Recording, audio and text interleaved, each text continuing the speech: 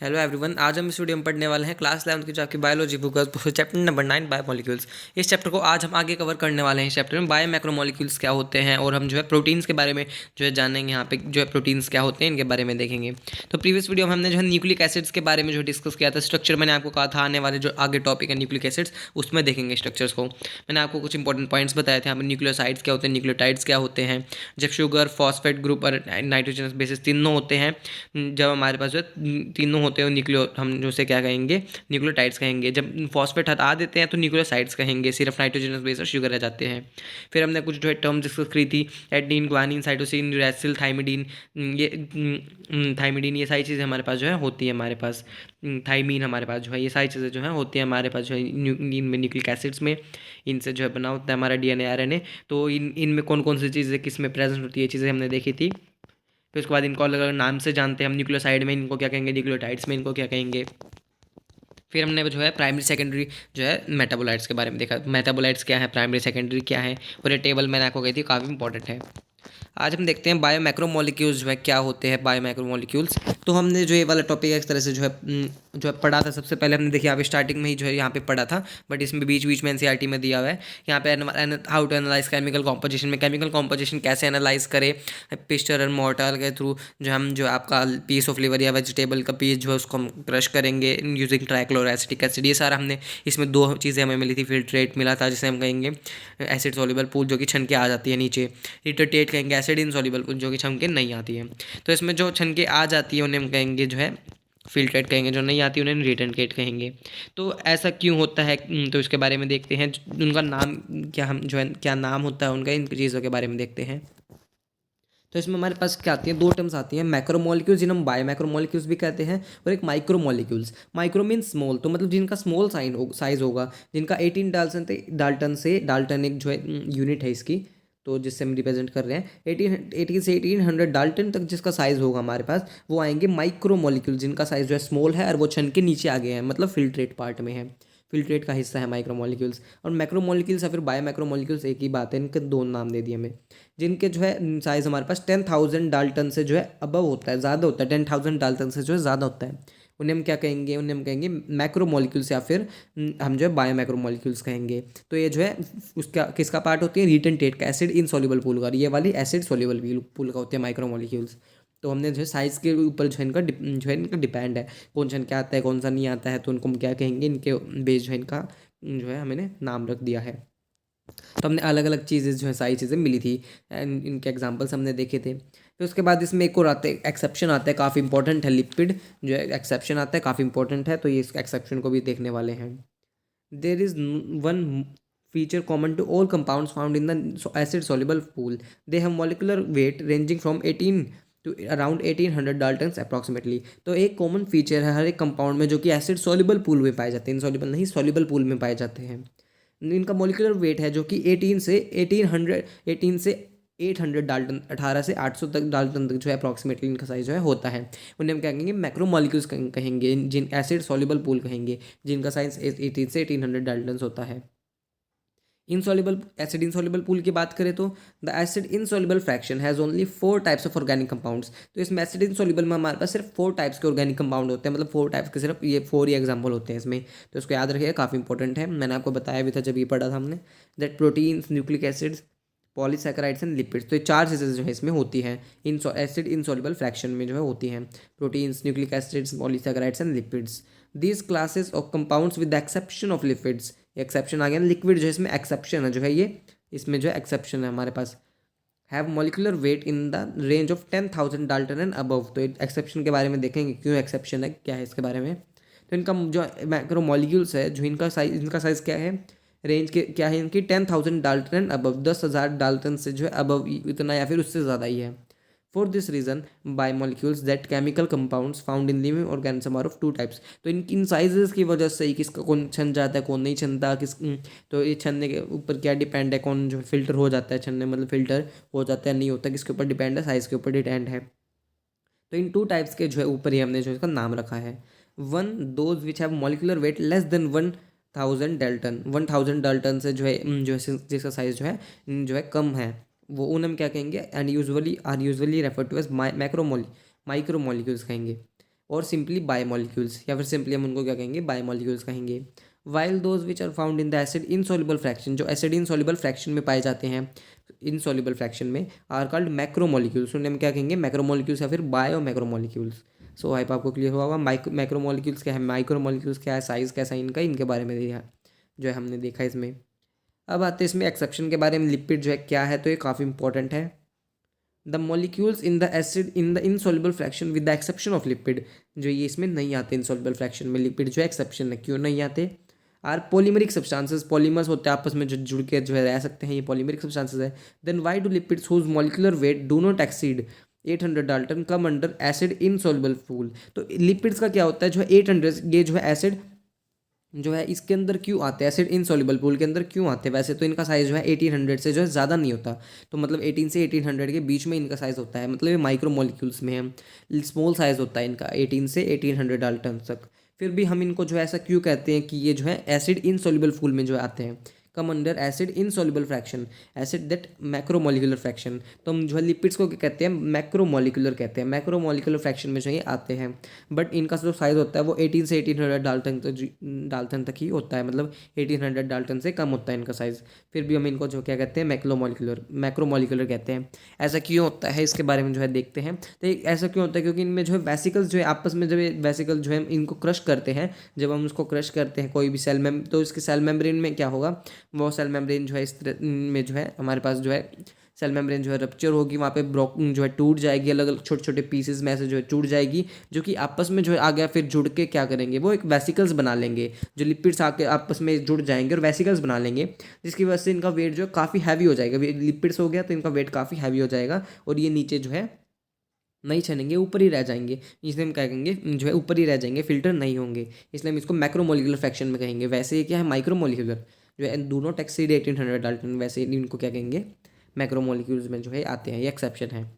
Lipids are indeed small molecular weight compounds and are present not only as such, ये जो क्या होता है, स्मॉल मॉलिकुलर वेट इनका होता है, but also arrange in structure like cell membrane and other membranes, तो ये जो आपके लिपिड्स होते हैं, स्मॉल मॉलिकुलर वेट तो इनका होता है, और ये प्रेजेंट सिर्फ वैसे ही नॉर्मल जो है प्रेजेंट नहीं होते, ये जो है अरेंज भी होते हैं अलग अलग स्ट्रक्चर्स में, सेल मेम्ब्रेन हो गया और कुछ अदर मेम्ब्रेन्स में, मतलब सेल मेम्ब्रेन में जो है अलग अलग जो है अरेंज होते हैं। तो हमने लिपिड्स के बारे में चैप्टर नंबर 8 में पढ़ा था, कैसे वो सेल मेम्ब्रेन में जो है अरेंज होते हैं, हमने फ्लूइड मोज़ेक मॉडल पढ़ा था, तो इसमें जो हमने पढ़ा था इसके बारे में, सेल वॉल में जो है सेल मेम्ब्रेन में ये प्रेजेंट होते हैं, वहाँ पे प्रेजेंट होते हैं, पोलर और नॉन पोलर हमारे पास होते हैं ये लिपिड्स, क्यों होते हैं, ये सारी चीज़ें हमने पढ़ी थी।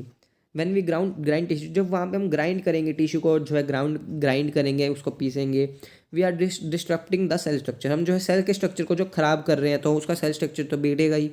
Cell membrane and other membranes are broken into pieces, जो उसके सेल मेम्ब्रेन और कुछ अदर मेम्ब्रेन्स हैं लिपिड्स में, जो है वहाँ पे ब्रोकन, उसको हम तोड़ेंगे तो वो जो छोटे छोटे पीसेस में टूट जाएंगी, and form vesicles which are not water soluble, तो वो वेसिकल्स जो है बना लेंगी, कौन, लिपिड्स जो है वेसिकल्स जो आपस में जो बना लेंगी, एक तरह से आपस में ग्रुप बना लेंगी, वेसिकल्स बना लेंगी, जो कि वाटर में सोल्यूबल नहीं है।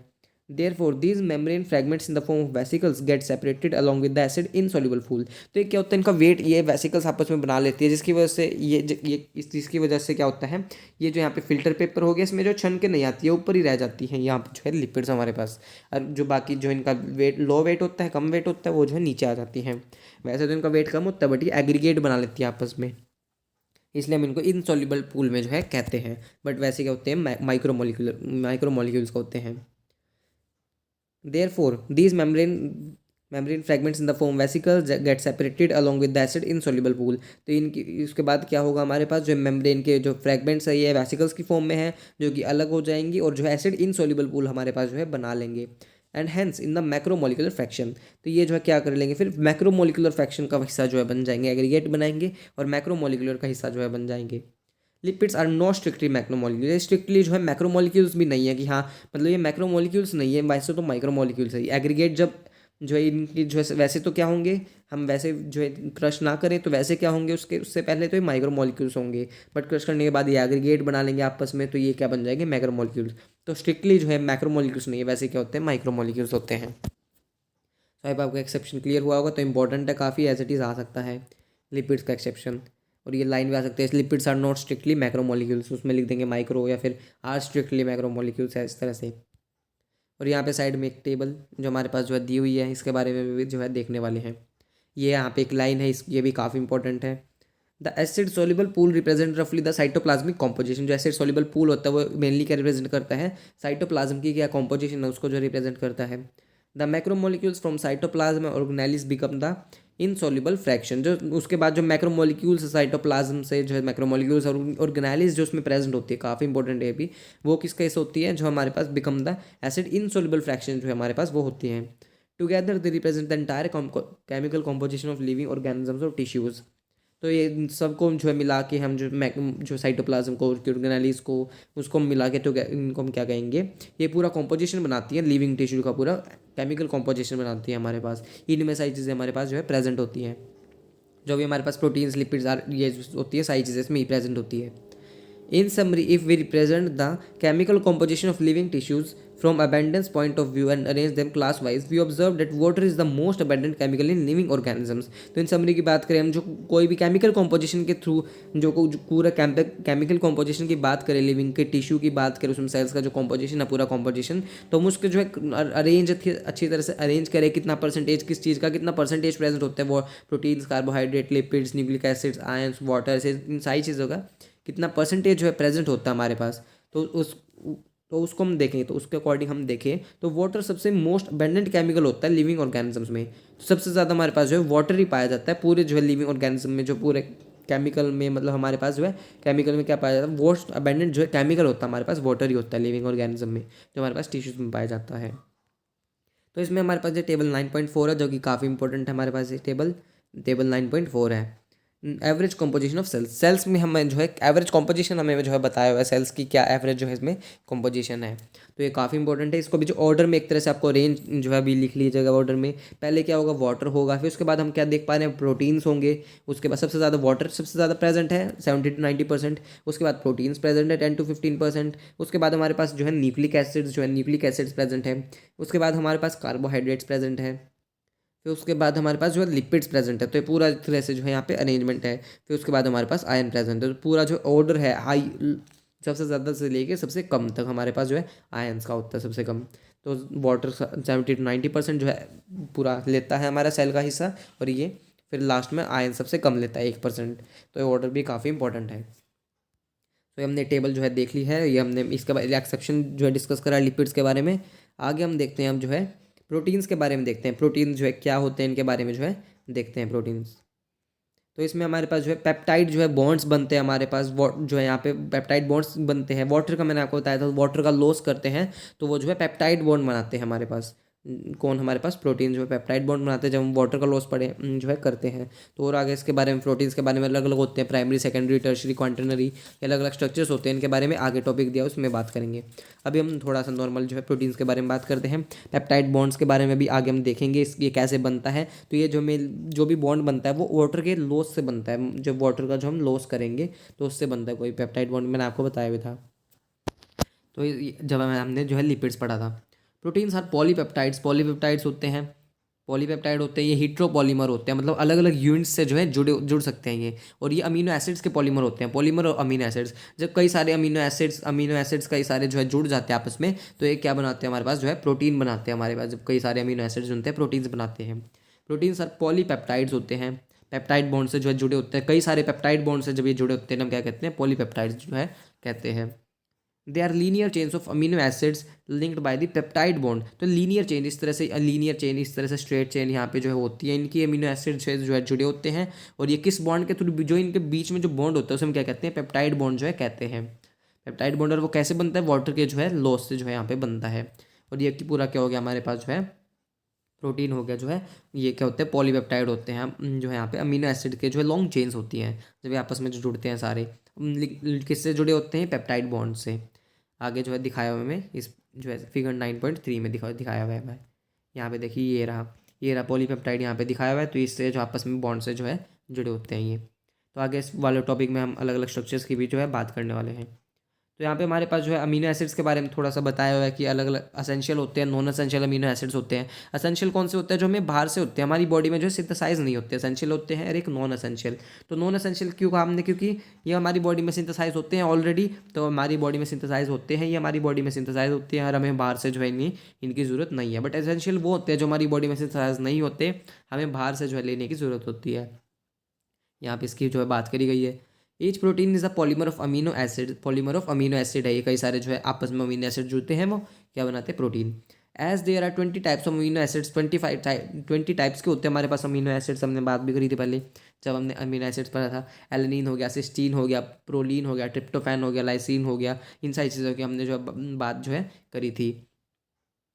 अब प्रोटीन इज अ हिट्रोपॉलीमर, ये भी इंपॉर्टेंट है। हिट्रोपॉलीमर, होमोपॉलीमर नहीं, हिट्रोपॉलीमर मतलब अलग अलग चेन्स जो है जुड़ सकती हैं, सिर्फ जो है आपस में अलग अलग चेन्स जुड़ सकती है, इनकी सेम की नहीं जुड़ेगी, अलग अलग। हिट्रो मतलब अलग जो है चेन जुड़ सकती है। नॉट होमोपॉलीमर, होमोपॉलीमर जो है नहीं होते। Homopolymer has only one type of monomer repeating n number of times. मोन जो होमोपॉलीमर क्या है? जिसमें सिर्फ जो है जो सेम टाइप के जो मोनोमर्स उसमें जो है जुड़ते रहे एन नंबर ऑफ टाइम्स, मतलब इनफाइनाइट तक, मतलब कितने भी ज़्यादा 10 20 50,000 मतलब कितने भी एन नंबर ऑफ टाइम तक जो है सेम टाइप के जो है मोनोमर्स जुड़ते रहे उसमें, वो क्या होते हैं? होमोपॉलीमर। और हिट्रोपॉलीमर जिसमें अलग अलग टाइप के होते हैं हमारे पास, सेम टाइप के जो मोनोमर्स नहीं होते। आगे देखते हैं इसके बारे में। This information about the amino acid content is important as later in your nutrition lessons you will learn that certain amino acids are essential for our health and they have to be supplied through out the diet. तो हमारे पास जो कुछ amino acids होते हैं जो कि essential होते हैं हमारी हेल्थ के लिए, और जो हमें उन्हें हमारी डाइट में जो सप्लाई करना पड़ता है, ये हमारी बॉडी में सिंथेसाइज नहीं होते। Hence dietary proteins are the source of essential amino acid. Essential amino acids हो गए और एक नॉन असेंशियल अमीनो एसिड्स हो गए। एसेंशियल जो कि हमारी प्रोटीन जो है डाइटरी प्रोटीन जो हम रोज़ खाते हैं उसमें हमें जो है ज़रूरत है इनकी, उन अमीनो एसिड्स को हम क्या कहेंगे? Essential amino acids. ये बॉडी में सिंथेसाइज नहीं होते। Therefore amino acids can be essential और नॉन एसेंशियल। एसेंशियल हो सकते हैं, नॉन एसेंशियल हो सकते हैं। Latter are those which are made in our body. Latter मतलब जो बाद में लिखा हुआ, मतलब नॉन एसेंशियल हो गया। फॉर्मल जहाँ पे लिखा होता है मतलब वो पहले वाला, तो जो फॉर्मल लिखा होता है तो एसेंशियल होता है। Latter are those which our body can make. वो नॉन एसेंशियल कौन से होते हैं? जो हमारी बॉडी जो है बना सकती है, हमें बाहर से ज़रूरत नहीं है। While we get essential amino acid through our food diet, जो भी हम लेते हैं उसके थ्रू जो हमें एसेंशियल अमीनो एसिड्स मिलती है, हमें इसकी ज़रूरत होती है, तो हमें जो है बॉडी में नहीं बनते। Proteins carry out many function living organism. इनके फंक्शंस की बात करें प्रोटीन्स के, तो यहाँ पे एक टेबल दी हुई है, ये प्रोटीन्स के जो है नाम लिखे हुए हैं, फंक्शंस लिखे हुए हैं, काफ़ी इंपॉर्टेंट है ये वाली टेबल भी। क्या क्या फंक्शंस है इनका? Some transport nutrients across cell membrane के अक्रॉस कुछ न्यूट्रिएंट्स ट्रांसपोर्ट करते हैं हमारे पास। और क्या होता है हमारे पास? कुछ इन्फेक्शियस जो है फाइट इन्फेक्शियस ऑर्गेनिजम्स, जो भी वहाँ हम इन्फेक्शंस के अगेंस्ट जो है लड़ते हैं। कुछ प्रोटीन्स, कुछ हार्मोन्स होते हैं, कुछ हमारे पास एंजाइम्स होते हैं, एक्सेट्रा। तो यहाँ पे सारी चीज़ों के बारे में जो है लिखा हुआ है, कोई कौन कौन से क्या होते हैं। एंजाइम्स यहाँ पे लिखा हुआ है, हार्मोन्स जो है लिखा हुआ है हमारे पास, ट्रांसपोर्ट के लिए लिखा हुआ है यहाँ पे। Some proteins and their functions. एक होता है कोलेजन, इंटरसेलुलर ग्राउंड सब्सटेंस, जो कि हर एक सेल के बीच में जो पाया जाता है, वहाँ पे कोलेजन हो गया। ट्रिप्सिन क्या हो गया? एग्जाइम हो गया, चैप्टर नंबर 16 में पढ़ा था। इंसुलिन हार्मोन होता है हमारे पास। Antibody fight against infectious agent, chapter number 18 में पढ़ा था। ये इन्फेक्शियस एजेंट्स के थ्रू जो फाइट करती है। रिसेप्टर्स चैप्टर नंबर 22 में पढ़ेंगे। कुछ सेंसरी रिसेप्टर्स होते हैं हमारे पास, सेल स्मेल के लिए, टेस्ट के लिए, हार्मोन के लिए अलग अलग रिसेप्टर्स होते हैं जिन पे बाइंड करते हैं हमारे पास एंजाइम्स। फिर उसके बाद जो है ग्लूट4 है कि यहाँ पे ग्लूट4 जो हमारे पास जो है पाया जाता है, जो कि क्या करता है? Enables glucose transport into cells. Glucose की जो ट्रांसपोर्टेशन को जो है एनिबल करता है सेल्स में। ग्लूट की जो है फुल फॉर्म हम देखें तो ग्लूकोज ट्रांसपोर्ट, ग्लूट की मतलब जी मतलब ग्लूकोज, ग्लूकोज जी एल मतलब ग्लूकोज, जी एल ई और टी मतलब ट्रांसपोर्ट प्रोटीन। ग्लूट4 मतलब ग्लूकोज ट्रांसपोर्ट प्रोटीन, इसकी फुल फॉर्म है। ग्लूकोज के ट्रांसपोर्टेशन में हेल्प करता है सेल्स के अंदर। कोलेजन एक ये इंपॉर्टेंट है, काफ़ी इंपॉर्टेंट लाइन है ये, हमारे पास जो 2021 में या 2020 में से क्वेश्चन भी आया था, तो ये काफ़ी इंपॉर्टेंट लाइन है ये। Collagen is the most abundant protein in the animal world. जो कोलेजन है मोस्ट अबेंडेंट प्रोटीन, हमारे पूरे एनिमल वर्ल्ड की बात करें तो कोलेजन मोस्ट अबेंडेंट प्रोटीन है। लेकिन रुबिस्को की हम बात करें, is the most abundant protein in the whole of the biosphere. हो पूरे बायोस्फीयर की हम बात करें, पूरे बायोस्फीयर की, तो रुबिस्को मोस्ट अबेंडेंट ऑर्गेनिज्म है। ये वाला क्वेश्चन आया था हमारे पास ये इस लाइन से। लेकिन कोलेजन क्या है? मोस्ट अबेंडेंट प्रोटीन है एनिमल वर्ल्ड में। एनिमल वर्ल्ड में ये बायोस्फीयर में। रुबिस्को की फुल फॉर्म क्या है? Ribulose bisphosphate carboxylase oxygenase. Chapter number 14 में इसका यूज है, इसके बारे में पढ़ेंगे, रुबिस्को के बारे में और कोलेजन के बारे में। तो आई आपको क्लियर हुआ होगा। तो हमने जो अच्छी तरह डिस्कस करा प्रोटीन्स क्या होते हैं हमारे पास और माइक्रो मैक्रोमोलिक्यूल्स क्या होते हैं, लिपिड्स का एक्सेप्शन हमने जो है देखा। ये टेबल हमने 2 टेबल्स देखी, काफ़ी इंपॉर्टेंट है। तो नेक्स्ट वीडियो में आगे हम जो है पॉलीसैकेराइड्स के बारे में पढ़ेंगे और जो है न्यूक्लिक एसिड्स भी हो सका तो ये पढ़ेंगे। तो अगर आपको वीडियो अच्छी लगी हो वीडियो को लाइक कीजिएगा, मेरे चैनल को सब्सक्राइब कीजिएगा और मुझे कमेंट करके बताइएगा आपको वीडियो कैसी लगी। थैंक यू, मिलते हैं नेक्स्ट वीडियो में।